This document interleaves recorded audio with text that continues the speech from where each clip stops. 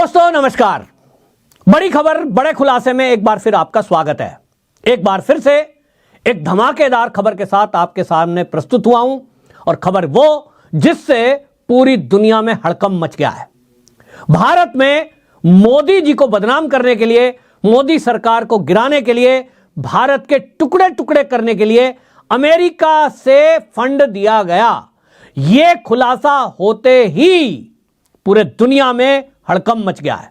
भारत के अंदर जो वामपंथी इकोसिस्टम था, इसकी पोल खुल गई है और अब एक के बाद एक जब चीजों को कनेक्ट करते हैं, डॉट्स को कनेक्ट करते हैं, तो पता चलता है कि किस तरह से वामपंथी इकोसिस्टम यहां भारत के अंदर नकली मुद्दे खड़े कर रहा था। चाहे वो रोहित वेमुला का मामला हो, फिर चाहे वो उत्तर प्रदेश के अखलाक का मामला हो, फिर चाहे वो किसान आंदोलन हो, फिर चाहे वो ब्रजभूषण शरण सिंह जो कि कुश्ती संघ के अध्यक्ष थे राष्ट्रीय, उनका मुद्दा हो। अब पता चल रहा है कि सबके तार कहीं ना कहीं अमेरिका की जो एजेंसियां हैं उनसे जुड़ रहे थे और जॉर्ज सोरोस से जुड़ रहे थे। यह खुलासा किसी और ने नहीं, आपको बता दूं, अमेरिका के पूर्व विदेश विभाग के अधिकारी माइक बेंज ने किया है। और उन्होंने बताया कि अमेरिका के टैक्स पेयर का पैसा ये यूएसएड नाम की संस्था ये लेती थी। हालांकि यूएसएड जो है वो 1961 में बनाई गई संस्था है और इसका निर्माण उस समय इसलिए किया गया कि भाई अमेरिका मानता है कि एक विकसित देश है, तो जो ऐसे देश हैं जिनको हमारी सहायता की जरूरत है, जहां लोकतंत्र को बढ़ावा देना है, मानवीय आपदाएं कहीं आती हैं, बाढ़ आ गई है, कहीं भूकंप आ गया है, कोई महामारी आ गई है, ऐसे गरीब देशों की मदद करना या अपने मित्र देशों की मदद करना, दुनिया भर में गरीबी उन्मूलन के कार्यक्रम चलाना, दुनिया भर में स्वास्थ्य की सेवाओं के लिए लोगों को तैयार करना और फंड करना, शिक्षा के लिए गरीबों को शिक्षा मिले, अच्छी शिक्षा का स्तर हो, इसके लिए पैसा देना। 1961 में बनाई गई इस संस्था का मकसद तो था कल्याण का, लेकिन 2025 आते आते ये जॉर्ज सोरोस दुनिया के देशों में दखल करने लगे, लोकतंत्र बनाने के बजाय सरकारों को गिराने में लग गए। ताजा उदाहरण बांग्लादेश का है। बांग्लादेश में आपने देखा किस तरह से शेख हसीना की चुनी हुई सरकार को उखाड़ फेंका गया, आंदोलन कराए गए और उस आंदोलन में वहां के पत्रकार शामिल थे, वहां के सामाजिक कार्यकर्ता शामिल थे, वहां के एनजीओ शामिल थे, यहां तक कि वहां जो कलाकार हैं यानी कि गायक कलाकार, फिल्म कलाकार, ये सब भी शामिल थे। ये बड़ा विस्तृत खुलासा अमेरिका की एजेंसियों ने किया है और इसी में यह बताया गया कि यह पैसा मोदी सरकार को स्थिर ना रहे, सरकार गिर जाए, इसके लिए पैसा खर्च किया गया। और एक जानकारी के अनुसार $26 बिलियन ये यहां भारत में पैसा आया, ऐसा पत्रकार ने बताया है, जो अमेरिका के पत्रकार हैं। और उन्होंने खुलासा किया कि देखिए ये जॉर्ज सोरोस की जो संस्था है वो जो है $26 बिलियन भारत में आता है और इसमें इन्होंने क्या किया, कई एनजीओ को इसके लिए फंड किया है। मोदी सरकार को कैसे देश में गिराया जाए उसके लिए आंदोलन करने पड़ेंगे, कहीं बदनाम मोदी को करना पड़ेगा। और यह कहा गया कि आपको याद होगा मोदी सरकार जब 2014 में आई है, इसके बाद से लगातार आपने देखा बॉलीवुड के कलाकार, गायक कलाकार वो अवार्ड वापसी करने लगे थे, कवि और शायर वो अवार्ड वापसी कर रहे थे। वो अवार्ड वापसी गैंग, उनके पीछे जॉर्ज सोरोस था। क्या कह रहे थे वो? भारत में इनटॉलरेंस बढ़ गया है। अपनी लाइफ में बहुत सारे लोगों ने वो इनटॉलरेंस शब्द पहली बार सुना। हमें भी लगता था ये क्या है, असहिष्णुता। भारत में जहां चींटी को भी आटा दिया जाता है, जहां सांप को भी दूध पिलाने की परंपरा है, जहां प्रकृति को पूजा जाता है, और उस देश को यह कहकर बदनाम किया जा रहा था कि मोदी सरकार 2014 में आई है, ये तो आरएसएस के लोग हैं, ये तो कट्टर हिंदूवादी लोग हैं, यहां अन्य धर्मों के लोगों को प्रताड़ित किया जा रहा है, यहां इंटॉलरेंस बढ़ गई है, उनको सहन नहीं किया जा रहा है। और आपको याद करिए, कहीं ट्रेन में किसी एक बीफ को ले जाने के नाम पर पिटाई होती दिखती है, कहीं गाय को ले जा रहा है कोई, उसकी पिटाई का वीडियो आ रहा है, और मीडिया में बड़ी खबरों में चलाया जा रहा था। मोदी जी से, भाजपा के नेताओं से लगातार सवाल किए जा रहे थे।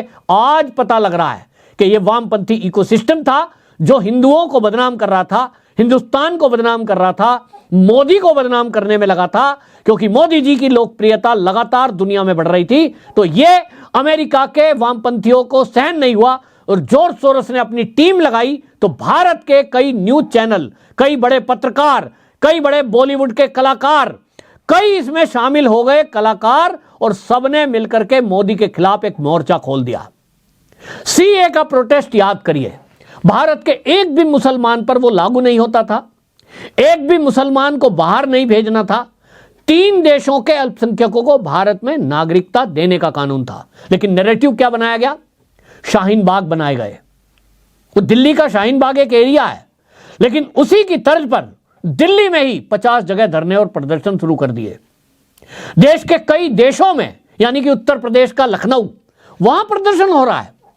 और वो जो प्रदर्शनकारी थे, उनके बारे में पुलिस जब जानकारी जुटा रही थी तो यह पता लगा कि उनको 500 रुपए पर डे बैठने का दिया जा रहा है, 2-3 टाइम का भोजन दिया जा रहा है, बिरयानी दी जा रही है, चाय कॉफी और बाकी चीजें दी जा रही है। उस टाइम इस बात पर यकीन नहीं किया जा रहा था, लोग कह रहे थे ये पैसा आ कहां से रहा है। लेकिन मोदी सरकार केंद्र में थी, एजेंसियों के पास पुख्ता जानकारी थी, लेकिन कोई भी उस बात को उठा नहीं रहा था। आज जब अमेरिका के वहां पूर्व विदेश विभाग के अधिकारी इस बात को कह रहे हैं, एलन मस्क इस बात को कह रहे हैं, जब वहां के पत्रकार इस बात को कह रहे हैं, तो आज पता लग रहा है कि किस तरह से मोदी के खिलाफ षड्यंत्र अमेरिका में रचे गए। भारत के लोग, जो भारत के सपोले भारत के अंदर बैठे हैं, जो भारत के गद्दार भारत के अंदर बैठे हैं, उसमें मीडिया कर्मी भी हैं, उसमें कलाकार भी हैं, उसमें राजनीतिक नेता भी हैं, जिनका खुलासा देश की संसद में भारतीय जनता पार्टी के सांसद निशिकांत दुबे ने किया। सुनिए आप, निशिकांत दुबे ने देश की संसद में क्या बयान दिया है। यूएसएड ने open society foundation George Soros को 5,000 करोड़ रुपया भारत को टुकड़े करने के लिए दिया या नहीं दिया? यूएसएड और जॉर्ज सोरोस की ओपन सोसाइटी फाउंडेशन ने राजीव गांधी फाउंडेशन और राजीव गांधी चैरिटेबल ट्रस्ट को पैसा दिया कि नहीं दिया? ओवरसीज कांग्रेस के जो अध्यक्ष हैं सैम पित्रोदा साहब, उनको यूएसएड ने पैसा दिया या नहीं दिया? बांग्लादेश का जो पोषाहार है, जिसको कि यूनुस जो सीईओ है, वो जिसने कि बांग्लादेश में डेमोक्रेसी को बर्बाद किया, उसके साथ गांधी परिवार के क्या संबंध है? राजीव गांधी फाउंडेशन में जो विजय महाजन है, प्रधान जो उनकी संस्था है, उसको यूएसएड पैसा दे रही है कि नहीं दे रही है? वक्फ एक्ट को जो जकात फाउंडेशन विरोध कर रहा है, जिसको कांग्रेस पार्टी सपोर्ट कर रही है, वो उसको यूएसएड ने पैसा दिया कि नहीं दिया? कांग्रेस पार्टी यूएसएड और सोरोस फाउंडेशन के साथ मिलकर देश को टुकड़े टुकड़े करना चाहती है। डॉक्टर निशिकांत दुबे जी।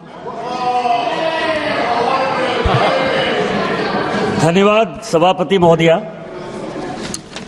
मैं आपके माध्यम से इस देश का ध्यान बड़े ही महत्वपूर्ण विषय की तरफ आकृष्ट करना चाहता हूं। अभी अमेरिका में सत्ता परिवर्तन हुआ है,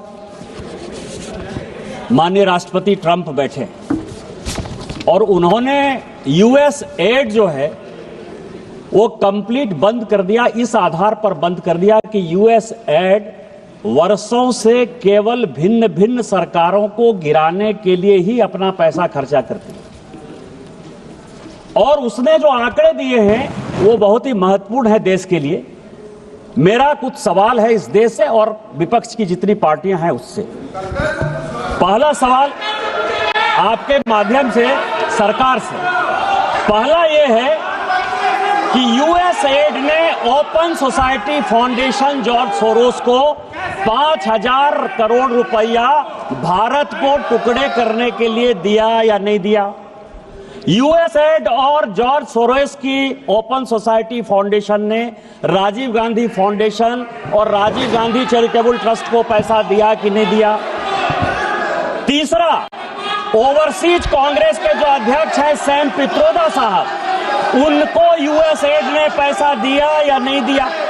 बांग्लादेश का जो पोषाहार है, जिसको कि यूनुस जो सीईओ है, वो जिसने कि बांग्लादेश में डेमोक्रेसी को बर्बाद किया, उसके साथ गांधी परिवार के क्या संबंध है? चौथा सवाल यह है कि राजीव गांधी फाउंडेशन में जो विजय महाजन है, प्रधान जो उनकी संस्था है, उसको यूएसएड पैसा दे रही है कि नहीं दे रही है? आपने राजीव गांधी फाउंडेशन में विजय महाजन को देश को टुकड़े करने के लिए रखा है या नहीं रखा है? रूरल डेवलपमेंट ट्रस्ट जो कि जातिगत जनगणना की बात करता है, यूएसएड उसको पैसा देता है कि नहीं देता है? इसके बाद तालिबान को यूएसएड ने पैसा दिया कि नहीं दिया? आपकी मुलाकात हुई कि नहीं हुई? नेपाल में मनमोहन सिंह जी के रहते हिंदू राष्ट्र खत्म हो गया, जो एथिस्ट मूवमेंट है उसको यूएसएड ने पैसा दिया कि नहीं दिया? सामंता पावर से आपकी मुलाकात हुई या नहीं हुई? हेल्पिंग हैंड इन फलाह इंसानियत और अहल खिदमत जिसने कि इस भारत में आतंकवादी और नक्सलवादी गतिविधि बढ़ाई, उसको यूएसएड ने पैसा दिया कि नहीं? कांग्रेस पार्टी के साथ उसके संबंध में वक्फ एक्ट को जो जकात फाउंडेशन विरोध कर रहा है, जिसको कांग्रेस पार्टी सपोर्ट कर रही है, वो उसको यूएसएड ने पैसा दिया कि नहीं दिया? मेरा आपके माध्यम से सरकार से आग्रह है कि इस देश में कई संस्थाएं ह्यूमन राइट्स लॉ के नाम पर, शेरपा के नाम पर, coordination of democratic rights organisation के नाम पर, राइट ऑफ फूड कैंपेन के नाम पर, सेंटर ऑफ पॉलिसी रिसर्च के नाम पर, एसोसिएशन ऑफ डेमोक्रेटिक रिफॉर्म्स के नाम पर, नमाती के नाम पर और इकोनॉमिस्ट के नाते अमर सिंह के नाम पर इन सारे लोगों की यूएसएड पैसा देती है। और चाहे अग्निवीर हो, चाहे जातिगत जनगणना हो, इन सारे चीजों में कांग्रेस पार्टी यूएसएड और सोरोस फाउंडेशन के साथ मिलकर देश को टुकड़े टुकड़े करना चाहती है। मेरा आपके माध्यम से सरकार से आग्रह है कि इतने वर्षों में यूएसएड ने जिसको पैसा दिया उसकी जांच हो और उन सबों को सलाखों के पीछे रखे। आपने मुझे मौका दिया। जय जय भारत। निशिकांत दुबे को आपने सुना, उन्होंने किस तरह से संसद में खुलासा किया और उन्होंने कहा कि देखिए ये जो यूएसएड है ये मानव अधिकारों के नाम पर ये सेंटर फॉर रिसर्च के लिए ये पैसा देती थी और सेंटर फॉर पॉलिसी रिसर्च नाम का संगठन मानव अधिकार के नाम पर पैसा ले रहा था। इससे ये देश विरोधी एक्टिविटी भारत में हो रही थी और उन्होंने कांग्रेसियों से एक सवाल किया है। हालांकि ये प्रश्न जो था उनका शून्यकाल में था, लेकिन उन्होंने सीधा एक सवाल किया, क्योंकि राहुल गांधी की विदेश यात्रा में, यूएस यात्रा में हमने कई बार देखा कि जो जॉर्ज सोरोस की टीम है उसके साथ राहुल गांधी की मीटिंग होते हुए हमने फोटो आए हैं, वो देखा है। तो निशिकांत दुबे ने सवाल किया, क्या राहुल गांधी भी इस फंडिंग में इन्वॉल्व है? क्या राहुल गांधी और सोनिया गांधी की जो संस्था है राजीव गांधी फाउंडेशन, क्या इस संस्था से यानी फोर्ड फाउंडेशन से, जॉर्ज सोरोस से उसको भी पैसा मिला है? क्योंकि अब तार जुड़ते दिखाई दे रहे हैं। कांग्रेसियों ने भले ही संसद में हल्ला करके निशिकांत दुबे का मुंह बंद कर दिया हो, लेकिन देश के लोगों को अब यह पता लग चुका है कि किस तरह से सीएए का फर्जी विरोध करा, आंदोलन खड़ा किया गया। किसान आंदोलन जो अभी भी पंजाब और हरियाणा के बॉर्डर पर चल रहा है, इसके बारे में भी रिपोर्ट्स आई हैं कि यह भी इसी तरह फर्जी मुद्दों पर खड़ा किया गया। 3 जो कृषि बिल थे वो किसानों के हित के थे, लेकिन उनको वापसी करा दिया गया। तभी मोदी जी ने कहा था कि यह कोई संयोग नहीं है, यह एक प्रयोग है, और यह प्रयोग वामपंथी इकोसिस्टम के द्वारा किया जा रहा है कि किस तरह से देश के अंदर आंदोलन खड़ा किया जाए। बहुत सारे लोग सवाल करते थे कि दिल्ली के लाल किले में ये जो किसान आंदोलन करने वाले लोग हैं, ये ट्रैक्टर लेकर के घुस गए। 300 पुलिसकर्मी जो दिल्ली पुलिस के जवान थे उनके ऊपर हमले हुए, कईयों को हड्डी टूट गई, फ्रैक्चर हुए, लेकिन उन्होंने ना चलाई ना लाठी चलाई। ऐसा इतिहास में कभी हुआ नहीं है कि लाल किले की तिरंगे की रक्षा में पुलिसकर्मी तैनात थे, उनको मारा जा रहा था, पीटा जा रहा था और वो निहत्थे आंदोलनकारियों के हमलों को सह रहे थे। लोग सवाल कर रहे थे। आज ये पता लगता है कि इन वामपंथियों की इकोसिस्टम की क्या एक प्लानिंग थी। उनकी प्लानिंग थी कि यदि पुलिसकर्मी एक भी डंडा चला दें, किसान की हो जाए, उसी को लेकर के मोदी को पूरे देश और दुनिया में बदनाम किया जाएगा कि मोदी सरकार वो मुस्लिम विरोधी है, मोदी सरकार किसान विरोधी है, मोदी सरकार तो खिलाड़ियों के भी विरोधी। आपको याद होगा कि किस तरह से कुश्ती खिलाड़ियों का एक आंदोलन खड़ा किया गया दिल्ली के जंतर मंतर पर, और उसके बाद किस तरह का नैरेटिव चलाया गया। हालांकि वो अभी कोर्ट में है, लेकिन फिर भी जो उसके पीछे का सच है वो दिखाई आज दे रहा है। इसी तरह बांग्लादेश में हिंदुओं का नरसंहार, कश्मीर में नरसंहार, मुंबई का आतंकी हमला, देश में नक्सलवाद, प्रदर्शन और पर्यावरण के नाम पर अभी भी लेह और लद्दाख में एक एनजीओ चलाने वाले, जिनके ऊपर फिल्म बनी हुई है 3 इडियट्स, उसका एक कलाकार वो जगह जगह पर्यावरण के नाम पर, यहां तक कि पाकिस्तान में जाकर भी लेक्चर दे रहे हैं। इसी तरह के लोग हैं जो नाम लेंगे पर्यावरण का, नाम करेंगे गरीबी उन्मूलन का, लेकिन उनके धरने प्रदर्शन के पीछे मकसद है मोदी सरकार को अस्थिर करने का। इसी से अंदाजा लगाइए कि पाकिस्तान में यह जो संस्था है यूएसएड, इसने पाकिस्तान में फलाह इंसानियत फाउंडेशन FIF उसको फंडिंग किया। और यह FIF क्या है? फलाह इंसानियत फाउंडेशन ये वही है जो मुंबई के 26/11 हमले में इसका नाम सामने आया, यानी इन्वॉल्वमेंट है। और यह लश्कर तैयबा का मोख्ता है, यानी मुंबई हमला कराने वाली जो पाकिस्तान की एक संस्था है, कट्टर इस्लामिकवादी की जो संस्था है लश्कर तैयबा, डायरेक्ट इनडायरेक्ट वो भी इन्वॉल्व है। किस तरह के ये कारनामे करते हैं ताकि मोदी बदनाम हो। और आपको याद होगा जो कश्मीर के LG रहे हैं सत्यपाल मलिक, जिस तरह का वो सवाल करते रहे, RDX कहां से आया, RDX कहां से आया, ये जो सवाल उठाए जा रहे थे ये मोदी को बदनाम करने के लिए उठाए गए। इसके पीछे भी कहा जा रहा है कि वही संस्था के लोग हैं, वही इस तरह के बयानबाजी करवा रहे थे, मीडिया का मैनेजमेंट किया जा रहा था, चैनलों पर उनके इंटरव्यू कराए जा रहे थे ताकि मोदी सरकार को बदनाम किया जाए और मोदी को किसान विरोधी, महिला विरोधी, मुस्लिम विरोधी, यहां तक कि सेना विरोधी भी घोषित करा दिया जाए। यह तो भला हो उन भारतीयों का जो भारत राष्ट्रभक्त लोग हैं, राष्ट्रवादी पत्रकार हैं और हमारे देश के सैनिक जो किसी भी देश विरोधी नैरेटिव का हिस्सा नहीं बनते हैं, राष्ट्रभक्त लोग हैं। और इसीलिए इन विरोधी ताकतों को उखाड़ फेंकने में अब हम लोग कामयाब रहेंगे। और अब आगे दिनों में अमेरिका में जब सरकार बदल गई है और डोनाल्ड ट्रंप ने इनकी फंडिंग बंद कर दी है, तो अब इन पर सख्त एक्शन होगा। जो भी देश विरोधी लोग हैं और देश के टुकड़े टुकड़े करना चाहते हैं, जिसमें शरजील इमाम जैसा व्यक्ति जो चिकन नेक की बात करके असम को भारत से काटने की प्लानिंग बता रहा था, अब इन सब पर और सख्त एक्शन होगा और ये सब के सब जेल की सलाखों के पीछे होंगे। और इनके अब्बा जान जो हैं इनको फंडिंग करने वाले, वहां अमेरिका में जो बैठे हैं, चाहे वो गुरुपतवंत सिंह पन्नू हो, फिर चाहे वो जॉर्ज सोरोस की टीम हो, इनको ठीक करने का काम डोनाल्ड ट्रंप करेंगे। और ऐसे मौके पर ही मोदी जी की अमेरिका यात्रा हुई है। कुछ ना कुछ बड़ा होने वाला है, इंतजार करिए। आपको यह न्यूज कैसी लगी कमेंट बॉक्स में जरूर बताएं।